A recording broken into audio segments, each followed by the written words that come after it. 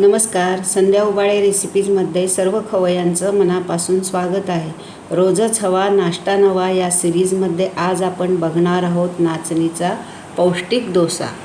नाचणीमध्ये iron, calcium आणि fibres भरपूर प्रमाणात असतात, त्यामुळे वेट लॉस करण्यासाठी हा डोसा उत्तम आहे.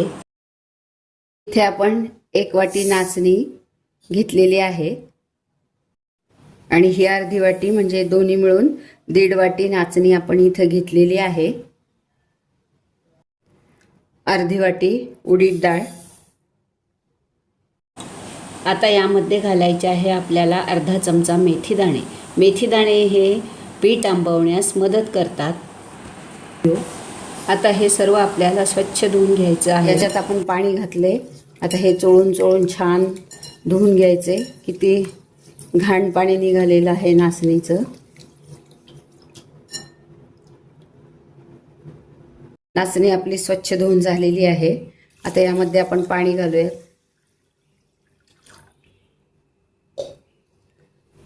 यामध्ये आपण पाणी घातले. याला आता झाकण ठेवून 7 ते 8 तास आपण भिजू देऊयात. आपले 7 ते 8 तास झालेले आहेत. बघूयात आता हे भिजलं का. हे छान भिजलेलं आहे. आता आपण मिक्सरमधून याला बारीक वाटून घेऊ. हे आता आपण मिक्सरच्या भांड्यात टाकूयात.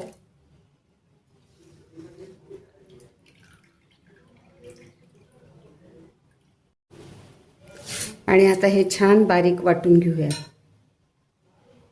नाचणी आपली छान बारीक वाटून झालेली आहे, तुम्ही बघू शकता. आता याला आपण 8 ते 10 तास फर्मेंटेशनला ठेवूयात. म्हणजे हे मी रात्री केलेलं आहे, तर सकाळपर्यंत आपण फर्मेंट करून घेऊ. झाकण ठेवूयात.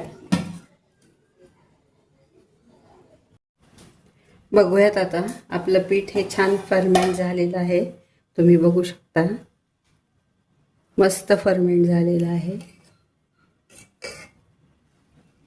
आता याला आपण मिक्स करून घेऊ.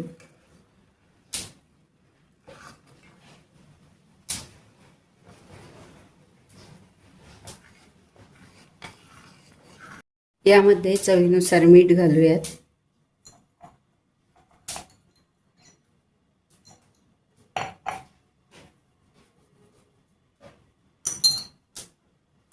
आणि हे मिक्स करून घेऊयात.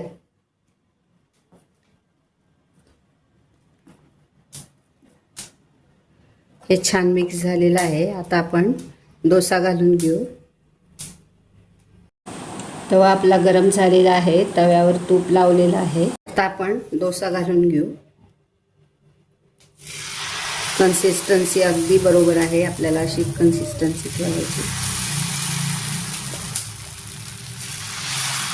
चमचा न उचलता आपण डोसा असा पसरवून घेऊ.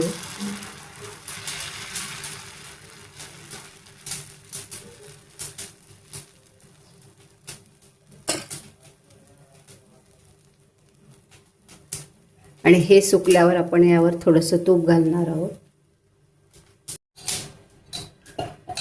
आपला हा डोसा पूर्णपणे सुकलेला आहे. यावर आपण तूप घालूयात आणि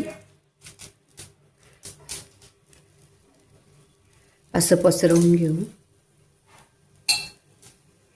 बघा, आपोआप हा सुटलेला आहे आणि कुरकुरीत झालेला आहे. आवाज येत असेल तुम्हाला. चला तर मग मैत्रिणींनो, रेसिपी आवडली असेल तर पटापट लाईक करा. अजून सबस्क्राईब केलं नसेल तर चॅनल सबस्क्राईब करा आणि कमेंट करा.